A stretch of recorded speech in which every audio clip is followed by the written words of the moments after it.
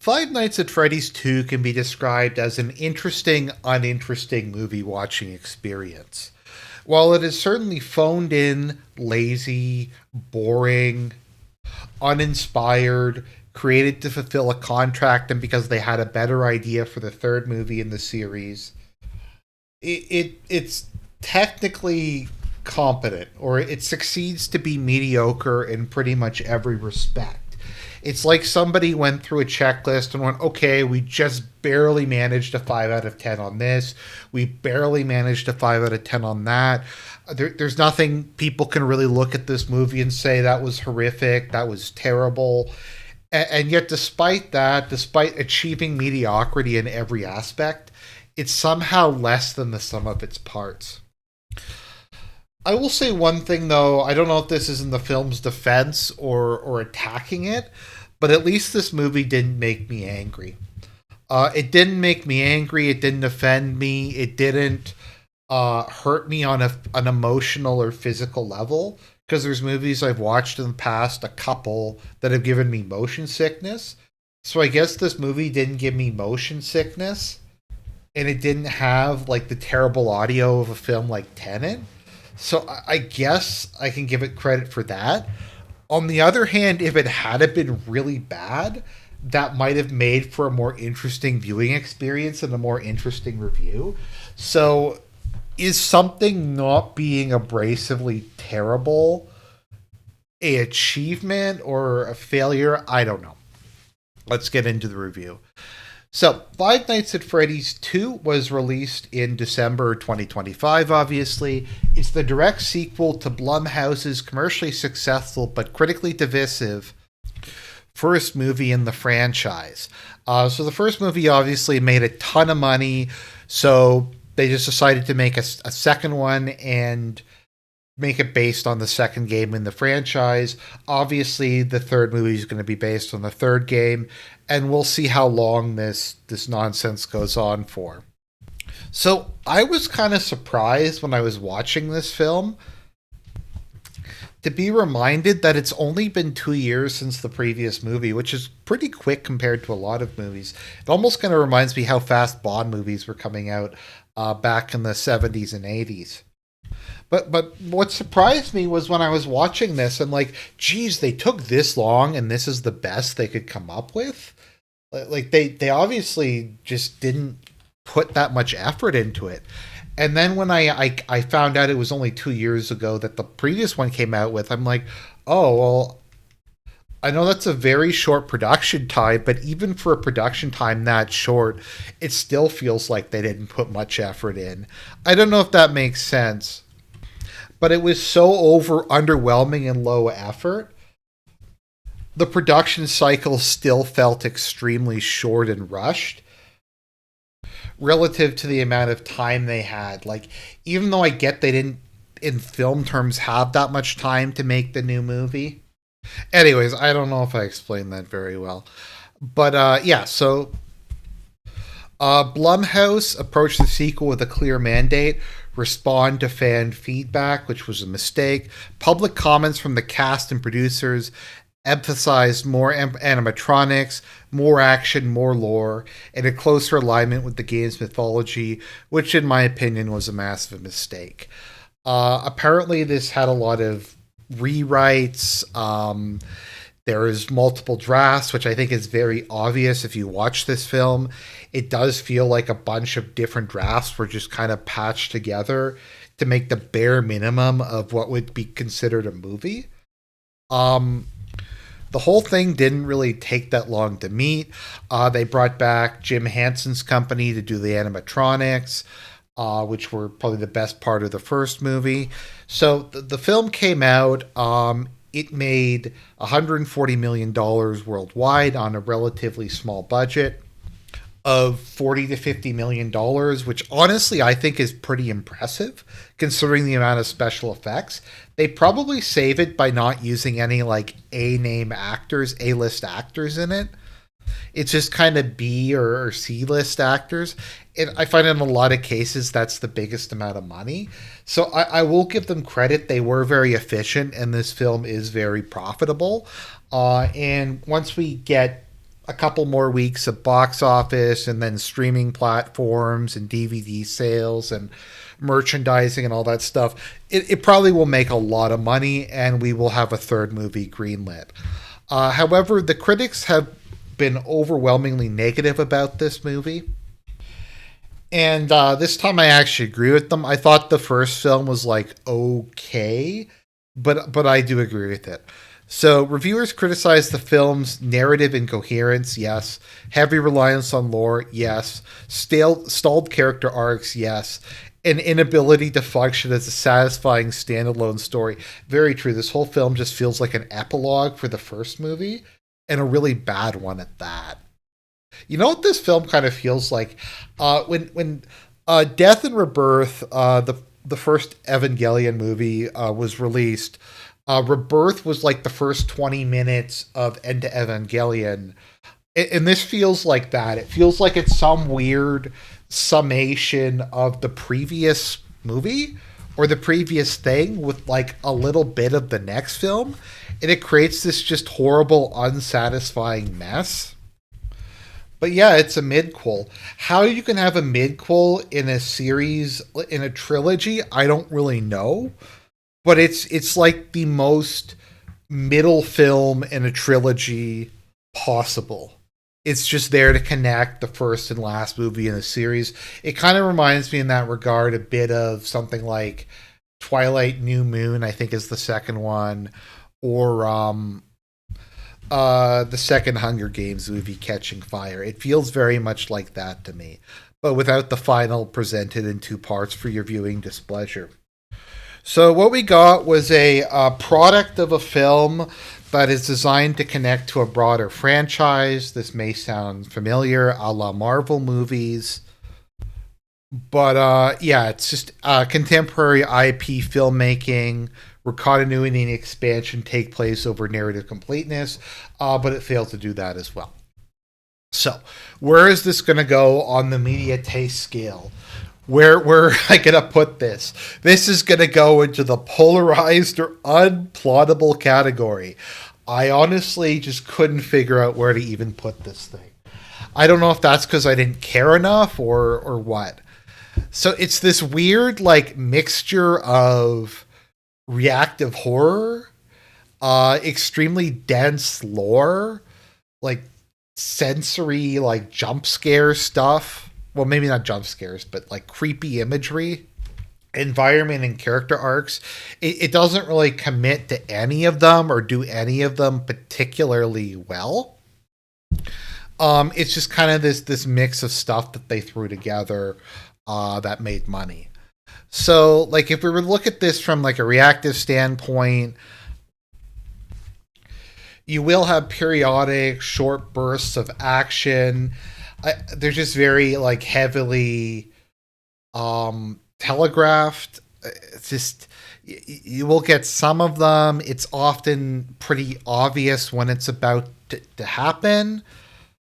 Despite being telegraphed, though, there isn't really emotional or thematic buildup, which is once again a really weird and hard to describe mixture.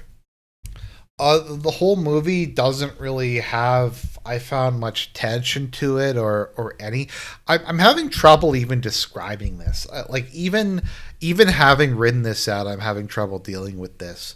Okay, so reactive, there's just some horror movie stuff that happens. Reflective, I guess this is more reflective. It's people dealing with their personal demons. And monologuing about lore. The film doesn't really discuss what happened in the first movie, which is weird because it's a directly phoned in sequel that leeches everything off the first film. So you have something that serves as an epilogue for the first movie that doesn't really follow up on anything from the first movie. I guess it does a bit because like his sister is talking about stuff. None of this really goes anywhere. There's like a couple scenes where characters are like, is it nature or nurture? Or is it, what about revenge? What about I don't even know. There's all these vaguely established things like the marionette possessing people. You know what? Fuck it. I'm not even going to go through the rest of this. I don't know. It's just so bland. I can't even really describe it. So let's talk about a summary. Now, this part will probably be a little bit longer just because I need reminders of what actually happened in this movie, despite seeing it 2 days ago. Okay, so the film opens with a flashback to 1982, depicting the origin of one of the franchise's central tragedies.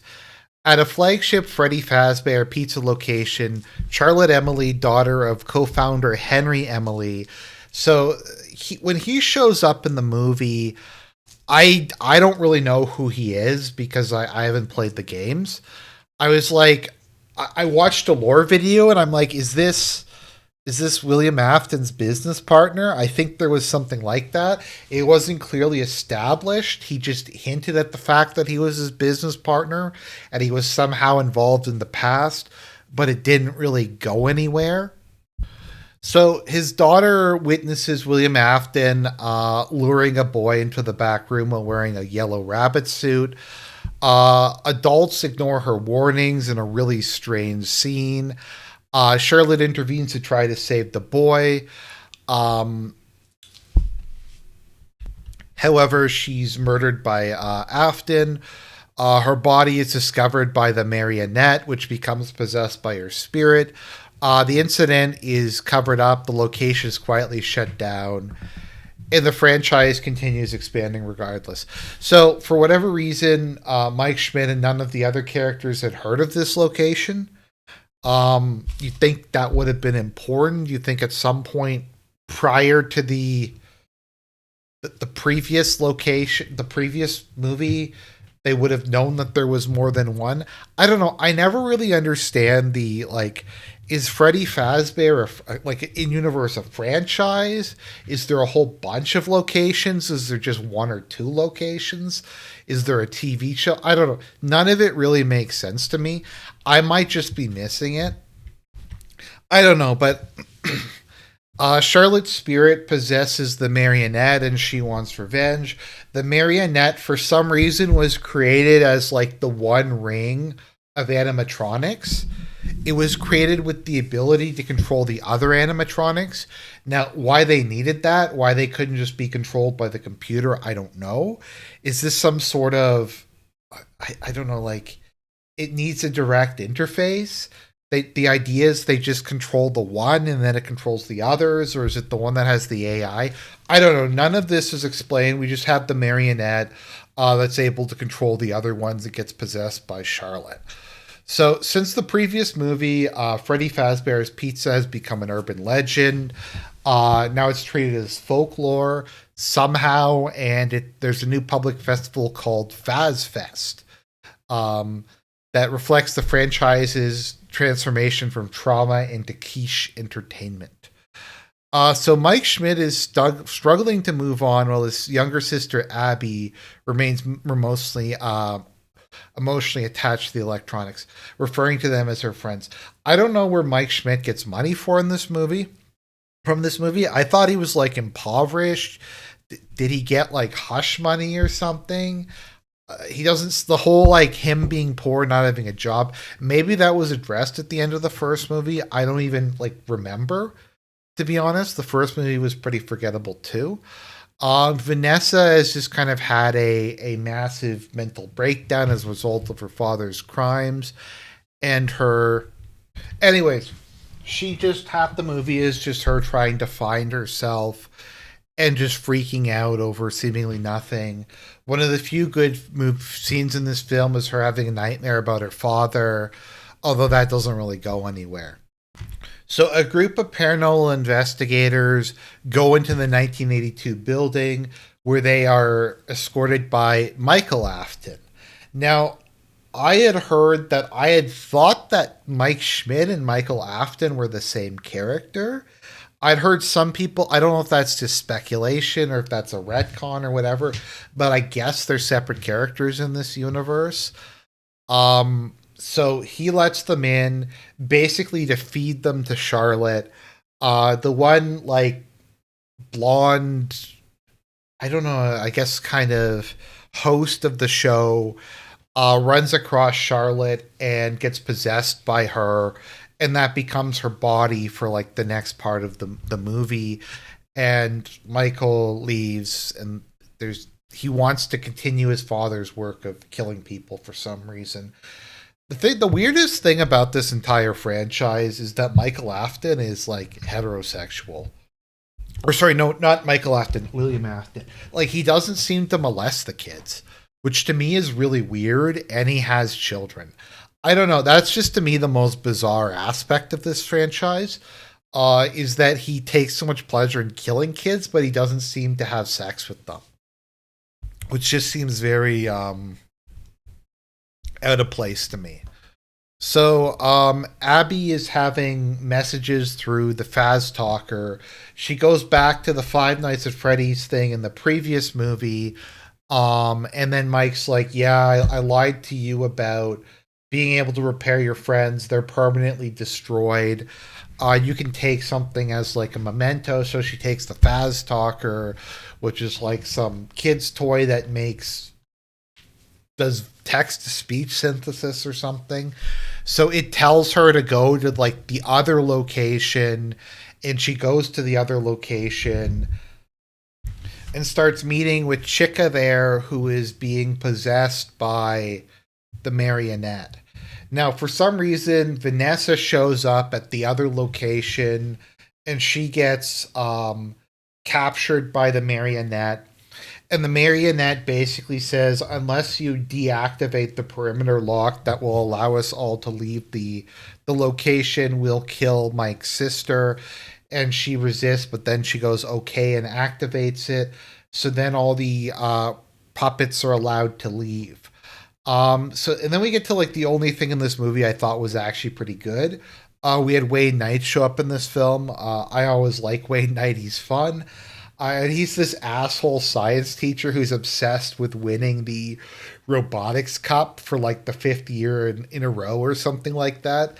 And Mike's sister Abby tries to build a robot, and he just says your robot's shit and doesn't let her participate in the robotics conference. So she goes and like gets the marionette who's possessing Toy Chica to help her, and she builds an actual robot. And then Wayne Knight's character just doesn't like her, so he just accidentally, quote unquote, destroys the science project she makes. And then she goes back, and Toy Chica's like, oh, well, I'll come back with you and I'll be your science project. And when she comes back, Wayne Knight gets really mad at her. And then he's just like, you're stealing someone else's science project, which she is. I mean, it's not like she built Chica or whatever. And then Chica kills Wayne Knight because she's possessed by the marionette. And she orders the rest of the animatronics to go on a murderous rampage, which they're able to do because it's Faz Fest and people think that they're just very dedicated cosplayers. So the marionette possesses Abby next, because it turns out that the marionette was actually hiding in Toy Chica. And Michael uses the a music box that was given to him by Charlotte's father, which drives her out for some reason, I think. And then she like possesses, I think, the original mechanical body, or maybe it was the body of the woman who was the host of the, I'm not really sure. I don't even really remember. I don't know. She gets some kind of like othered body. There's a scene where like, or a series of events where like Mike is trying to use GPS to locate where the robots are, and then Vanessa trying to save people from getting killed by the robots, and then it eventually just everyone winds up at Mike's house, where Michael Afton shows up and he says, "Look, I'm going to continue our father's work. Join me, Vanessa, and we will rule the robotic sphere as brother and sister," or something like that. And she's like, "No, I'm nothing like my father." And then Michael goes to the old location and he like asks the spirits of the kids to like fulfill their oath one last time, like it's Return of the King or something. And then they show up at the last minute, and and save Abby and Vanessa and Mike from being killed. I don't even remember what happens with the. Oh no, the marionette possesses Vanessa at the end of the movie. Right. I don't even remember that. Wow. So they get saved. Michael Afton, I'm not sure if he got captured or not. Because he gets knocked down, but then it doesn't really. I'm not sure. He might get captured or he might get away. It wasn't really adequately established at any point during the film.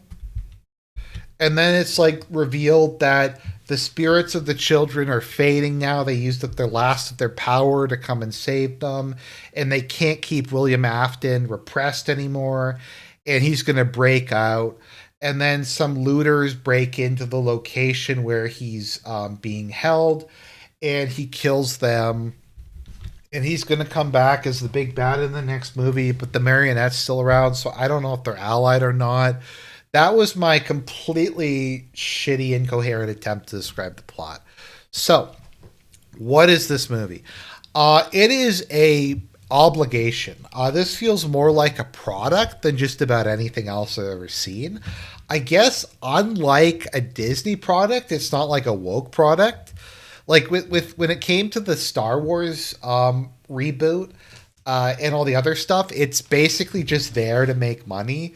But with like Disney directed like pause just kind of added in, this doesn't really have any pause in it. So it doesn't like hurt me or make me angry the way that the Star Wars reboot does, particularly The Force Awakens.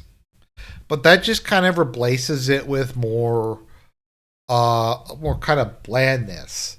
And there's no real innovation or development. Character arcs just kind of continue. The fact that the film I thought was not over, and when it ended it surprised me, is not a good sign. Because the climax didn't really seem like a climax. It seemed like a build up to the climax. But the climax is going to happen in the next movie where William Afton comes back as Spring Bonnie or whatever. And then possessed Vanessa is going to be the other main villain or something like that. There's lore and exposition, but it's difficult to remember. Stuff happens, but there's no momentum. The film is just you know what? It's just a piece of shit. It's really bad. You know what? I like doing this, attempting to explain it makes me realize just how bad it was. The problem is it doesn't feel abrasively bad, and that kind of covers up how bad it really is. So, in retrospect, I actually think I was too generous to this because it manages, like I said, to be mediocre in all aspects and barely scrape by with a competent grade. Okay, so what I gave this film out of 10, which I think is actually retrospectively way too high, but I gave it a 4. It is one of the most mediocre movies. It's like up there with Iron Man 2. I'm actually going to say this is more mediocre than Iron Man 2. Iron Man 2 is kind of more shitty. This is the shitty end of mediocre. This is the mediocre end of mediocre. So what was good about this movie? The animatronics were still cool. The marionette was cool. We didn't get to see her that much, but whenever she was like possessed, that was pretty neat. Wayne Knight as the petty asshole science teacher was the highlight of the film. He's always does a good job. The new bigger Freddy's location was also kind of fun to look at, where there's like the boat ride and stuff like that. The call outs to the second game where Mike has to use the mask to trick their recognition sensors was kind of cool. It didn't physically harm me watching it. The biggest problem is that there wasn't enough Matthew Lillard chewing scenery as William Afton and just overacting. Like, he doesn't even yell, "I always come back" in the after credits scene. Like, I don't know, like, just lean into the camp. I don't know what they're trying to do with this. So yeah, the whole thing, is a lazy phoned in cash grab that destroyed my faith in humanity. Objectively, the special effects were good, I guess. The performances of the main, well, I wrote staff instead of cast. That's pretty funny. I didn't even think of it that. I just thought of it like as minimum wage workers who showed up. The next movie looks more interesting. So it sucks. It sucks. It's terrible. It's like I complained about Shelby Oaks being boring and incoherent. It's like a competently made version of Shelby Oaks. It's just, you know what? I'm just gonna say, don't watch this movie, even if like you're a fan of Five Nights at Freddy's or whatever. I don't know. Go watch a lore video or something. This movie is shit. Like, it's not just mediocre. It's not just garbage. It's fucking atrocious. So don't watch Five Nights at Freddy's 2. Go play the game maybe, although the game's not really my thing, but I don't know. I'm sorry for how incoherent it is, but some days it just kind of is what it is. Nothing I can do, but I digress.